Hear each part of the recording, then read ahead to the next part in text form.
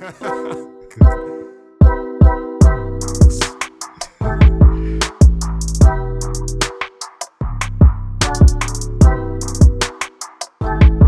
right, so today's interview is going to be with one of the winners of the D-Hub Challenge. Their name is SK Devs, and we will talk to them about everything. So I'm bringing them to the stage right now.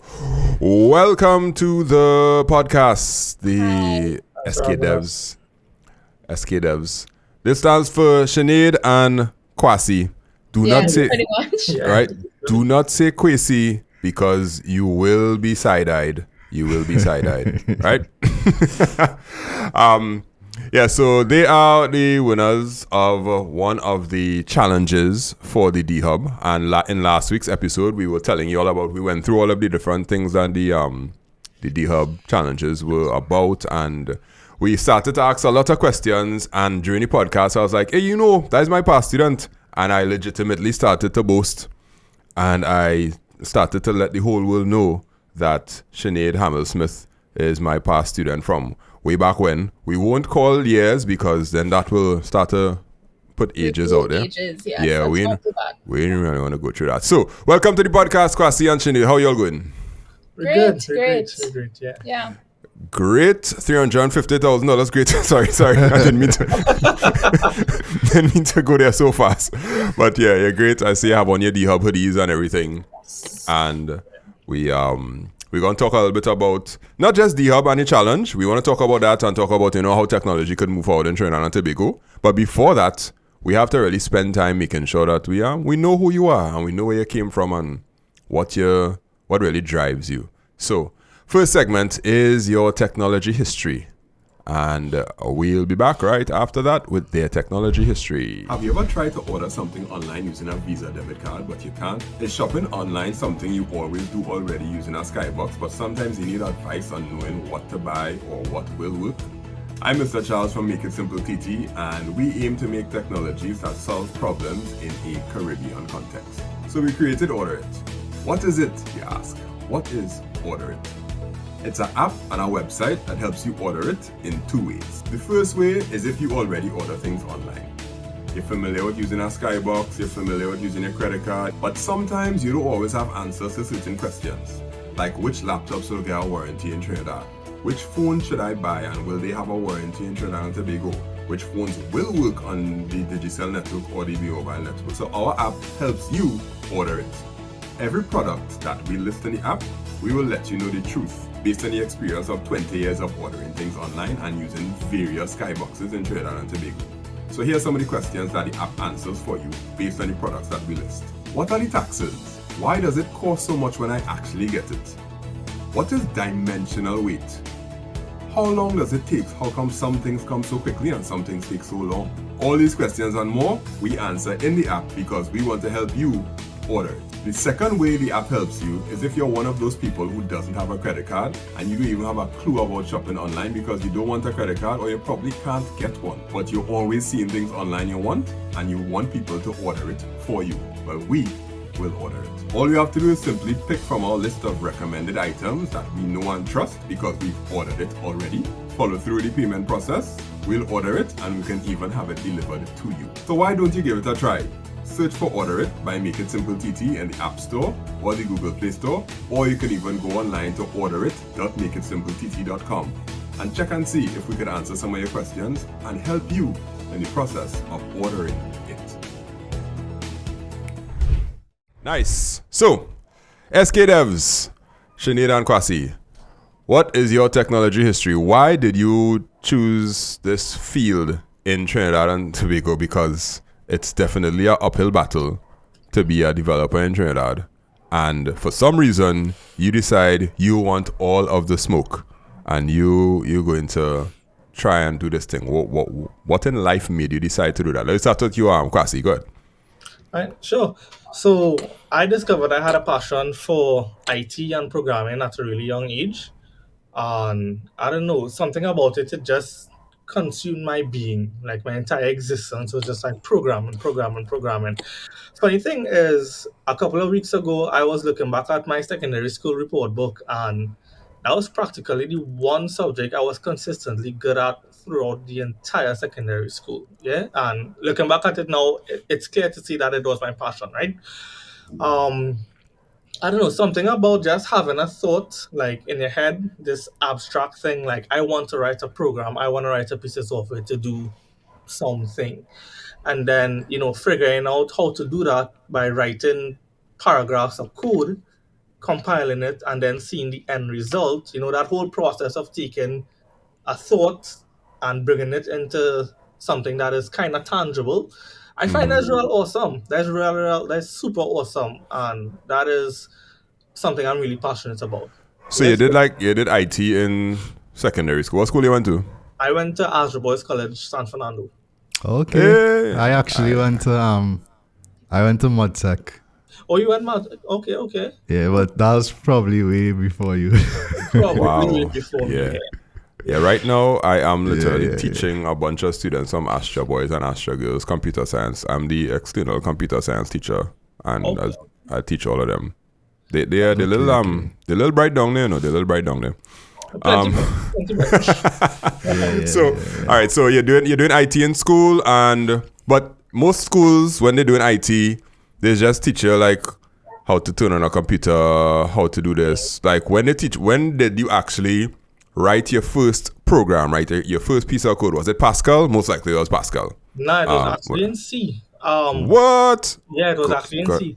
So funny thing is, back when I was in Form 2 or something like that, my sister was doing her bachelor's up in UE.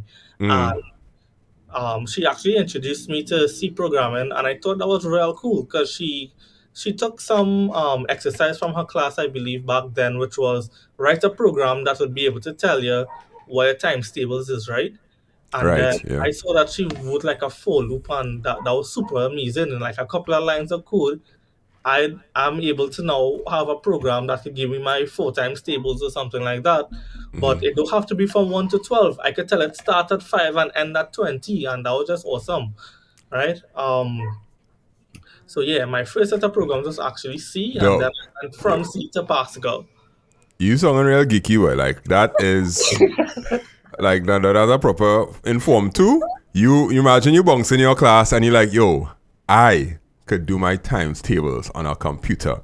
Like all the football players are just watching like, yo, please move. Well, to be honest, Azure never really had much football players. Yeah.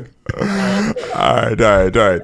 Okay, so that you get excited because of actual coding, and it brought you joy to create something on a computer, and I could see that. I could see that totally because the feeling of creation, it gives you a sort of supremacy, like computer, I own you, yeah, and I can make you do whatever I want, yeah. I had a similar experience, in terms of the whole being able to write a piece of code and bring an idea to life, something out of nothing. But my experience was way later because I didn't do IT in secondary school. I went straight to my degree in UE, and that was the first time I did anything. But I had a similar experience too, in terms of creating something, and that is what kind of sparked I had a passion for IT and tech before, but that was sparked my passion in terms of being a developer. Yeah, I didn't. Same thing with me. Us old folks, we didn't have IT in school, so I really started off with hardware. Well. I had IT in school, but I didn't do it. Yeah. Wow. Actually, funny thing, we had sure, IT bro. up to Form 5, but we didn't have computer science in Form 6 at all. But I don't know, I was just so obsessed with it. I was the only guy that just went solo. So I did computer science for Form 6, Yeah. and the school didn't have a computer science teacher. Still don't.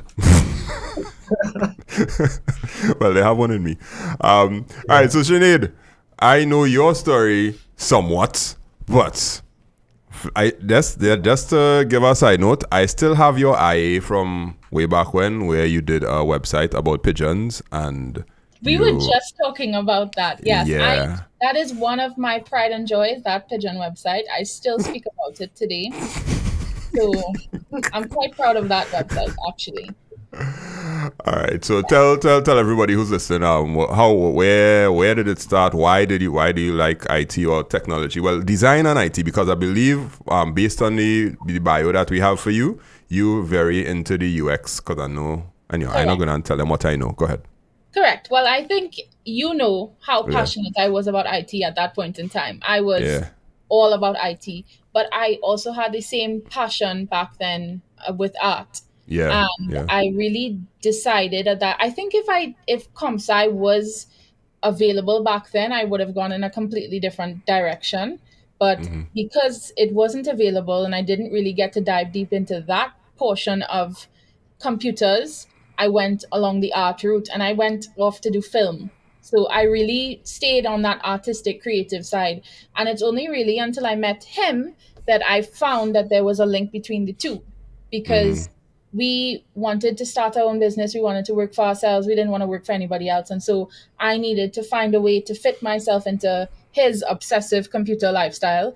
And so to do that, I had to meld the two between art and computers. And that's when I found UX and I did a certificate, the Google Coursera certificate of UX design. And I learned so much from that certificate. And it kind of has formed all of my values in UX design. That specific certificate is my cornerstone for UX design. Okay. This was, and this is a one of those like micro certificate. Is it a paid one or is it a free one? I paid for it, yeah. It's Okay. Coursera. Right, yeah, because I know sometimes they have some free ones and then they'll try to basically upsell you to do the bigger one. Yeah, well, I did the bigger one, yes. Right. And they lock in and you're like, oh my goodness, I'm inside. I love this. Okay, now with UX design, it usually is a difficult sort of thing to explain to developers, right? Because somebody who's a back-end developer, like I could imagine Kwasi does get excited when he sees 100% done on a script that he wrote from scratch and it's a black screen with white writing and he just like, yes, 45% efficiency increase. And then you have a UX designer to be like, yeah, but it looks ugly though. And so that whole issue is the main issue of all of our arguments in our life. Like there are times where I would give him a design and the design is showing red and he has pink on his computer, and I literally D-Hub themselves saw that we were arguing with each other and quarreling about how he's not following my designs, and he never takes my designs into consideration when he's actually designing. I would prototype this whole thing, wireframe it up, and he would go off and do his own thing, and then I have to come back and iterate on that again and again. Y'all don't understand. Seriously. No, in my defense, because I think Right. I had to jump in here, right? yes, you deserve to jump in. Go ahead, jump in. On behalf of all the back-end people in the world, let me hear. Yeah. Go ahead. I know the functionality of the application is important, right? Because you can have a really pretty application, but if it don't work, then it don't really make sense. Tell them. Sorry. Just, Yeah, Yeah, Yeah, but that's yeah. the thing, if it works but you can't use it, then it still doesn't work. That's the So thing. I mean, I understand exactly what you're saying, and kind of from the judges to the judges, you know, like when you're going in a competition like this, the judges like the bells and whistles. They like to see, you know, they look and feel. So I mean, I'm primarily a back-end person too, but I appreciate that. Yeah, Kwasi sometimes you need the look and feel and the bells and whistles. That's to capture the attention, you know, and then. Kwasi, when they press a button, the button must do what it's supposed to do. Yes.